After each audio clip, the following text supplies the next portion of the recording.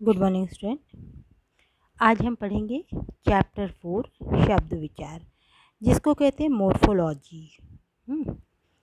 हाँ, तो शब्द विचार वो होता है जैसे वर्ण के विखंडित रूप से को जब समाहित किया जाता है, अलग अलग वर्ण को जब मात्रा के साथ समाहित किया जाता है या बिना मात्रा के भी समाहित किया जाता है और उसका कोई उस शब्द का कोई अर्थ निकलता हो, तब शब्द बनता है, तब सार्थक शब्द बनता है। जैसे ख है, धन ई है, तो क्या हुआ? खी। छोटी ई है तो खी हुआ।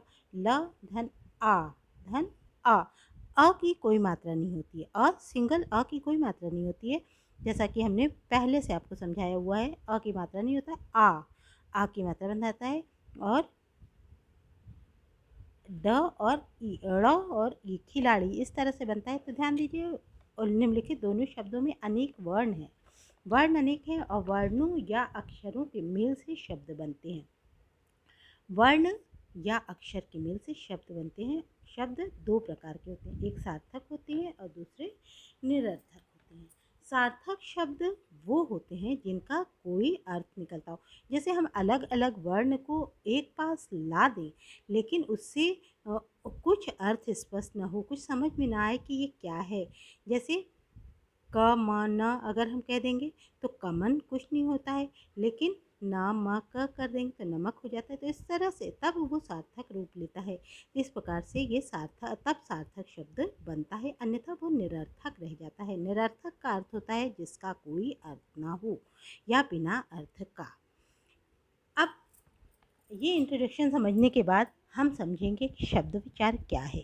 तो जिन वर्णों के समूह से बने शब्द का कोई अर्थ निकलता हो, उन्हें सार्थक शब्द कहते हैं, जैसे पानी, रोटी, घोड़ा, घर आदि।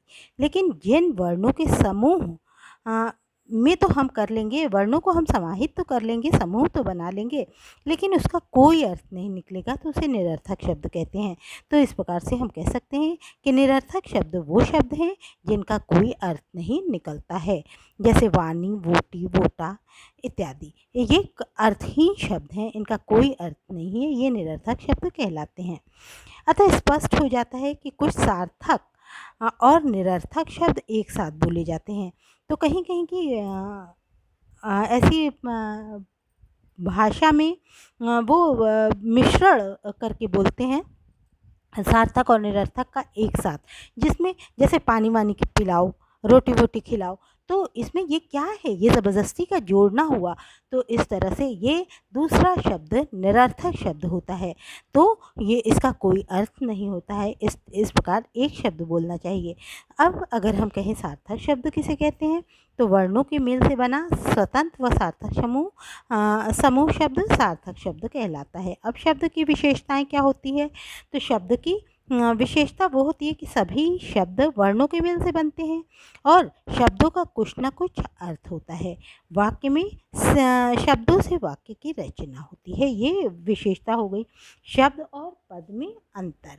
अब शब्द क्या है और पद क्या है? शब्द तो वो है कि कोई शब्द उससे कोई अर्थ स्पष्ट हो रहा है, लेकिन जब कई शब्द एक के बाद एक मिल करके वाक्य बनाते हैं, तब वही अलग अलग शब्द पद कहलाता है। हम कह सकते हैं कि शहर, बालक, वृक्ष, घर, चंद्रमा सार्थक शब्द है, लेकिन जब इन्हीं शब्दों को वाक्य में प्रयोग किया जाता है तो ये पर्यायपद पद कहलाते हैं और इन्हें वाक्य में प्रयोग करते समय हमें व्याकरण के नियमों को ध्यान रखना पड़ता है। जब हम इनको कहीं भी नहीं लगा सकते हैं, हम व्याकरण के नियम के अनुसार बंधे होते हैं। शब्द में वाक्य के आते ही लिंग, वचन, कारक आदि के कारण इनका रूप बदल जाता है। शब्द जब वाक्य में आते हैं तो लिंग और वचन के कारण इनका रूप बदलता है। जैसे घोड़ा दौड़ता है, एक वचन है, वचन एक वचन। घोड़े दौड़ते हैं, बहुवचन है, तो हैं हो जाता है, घोड़े दौड़ते हैं हो जाता है। और सॉरी,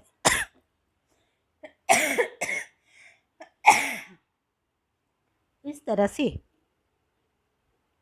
हम देखते हैं कि हम लिंग और वचन में बंधे हुए होते हैं शब्द रचना के समय, वाक्य रचना के समय। अब है शब्दों का वर्गीकरण।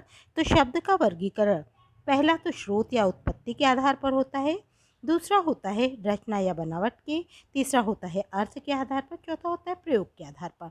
तो अब स्रोत या उत्पत्ति के आधार पर शब्द का जो वर्गीकरण होता है, जो क्लासिफिकेशन होता है, तो उसमें स्रोत या उत्पत्ति के आधार पर, स्रोत मतलब मिलना, उत्पत्ति मतलब जन्म लेना।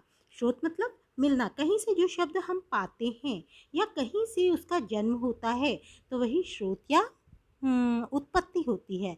तो इसमें क्या होता है, पहला तो होता है तत्सम। तो तत्सम हमें कहाँ से मिला, अभी मैं बताऊंगी। फिर तत्भव, कन्वर्ट होता है तत्सम तत्भव में। फिर देशज और विदेशी। तो तत्सम होता है, तत्सम शब्द होता है संस्कृत का मूल शब्द, तत्सम कहलाता है। संस्कृत का जो मूल शब्द होता है वो तत्सम कहलाता है।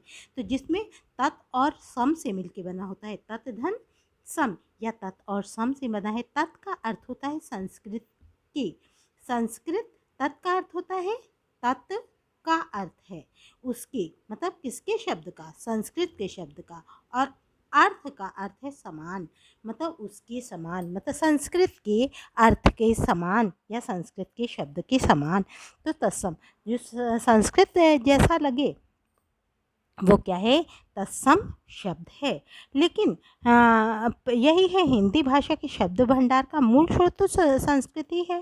तो सबसे पहले हिंदी को हमने थोड़ा सा सुधार किया है, थोड़ा इजी किया है उसे, तो वो बनी, लेकिन मूल रूप से संस्कृत से ही हिंदी बनी।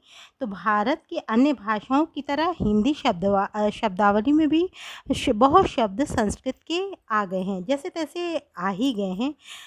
जैसे कृषक है, अग्नि है, दृश्य है, पुस्तक है, प्रकाश है, ध्वनि है, दंत है, मुख है, दुग्ध है, रात्रि है, हस्त है, पुत्र है, शिखा है, विद्यार्थी, ये सब संस्कृत के ही शब्द हैं। लेकिन ज्यों का त्यों हिंदी में प्रयुक्त होते हैं तो ये क्या कहलाते हैं, तत्सम शब्द कहलाते हैं। और तद्भव शब्द तद्भव शब्द होते हैं जो कि तद्भव, तद मतलब पैदा हुआ, तद्भव, भव मतलब उत्पन्न हुआ, भव मतलब उत्पन्न हुआ, या तद मतलब तद का अर्थ क्या होता है, संस्कृत। तो संस्कृत से जन्मा हुआ क्या होता है, तब तद्भव होता है, जो संस्कृत से जिसका जन्म हुआ और उसका कोई शब्द बदल दिया गया या बिगाड़ दिया गया और इस प्रकार से हिंदी में प्रयोग हुआ, तो वो क्या कहलाया, तद्भव कहलाया। तो इस तरह से आपने समझा होगा, आप समझ गए होंगे कि तत्सम क्या होता है। तत्सम संस्कृत के शब्द होते हैं जो कि हिंदी में प्रयुक्त होते हैं, और तत्सम होते हैं जो उनका विकृत रूप कर दिया जाता है या सुधारीकृत कर दिया जाता है, सुधारीकरण किया जाता है। तो इस प्रकार से ये क्या कहलाते हैं, तद्भव कहलाते हैं। तो इस तरह से हम कह सकते हैं कि संस्कृत के जो शब्द परिवर्तित रूप में हिंदी में प्रयोग किए जाते हैं तद्भव कहलाते हैं। देशज शब्द जो होते हैं कि अपनी ही लोग, जैसे हमारी भारत की भाषा है, अपनी भारत की भाषा से आए तो वो देशज होते हैं। लेकिन विदेशी शब्द होते हैं जो विदेश से या कहीं से आए हुए होते हैं, विदेशी शब्द, जैसे अरबी, फारसी, अंग्रेज़ी, पुर्तगाली, फ्रांसीसी। इस प्रकार से ये क्या होता है, विदेशी भाषाओं से आए शब्द को आगत या विदेशी कहा जाता है। इस प्रकार से आगे इसके आगे हम दूसरे वीडियो में और आगे का चैप्टर देखेंगे। धन्यवाद।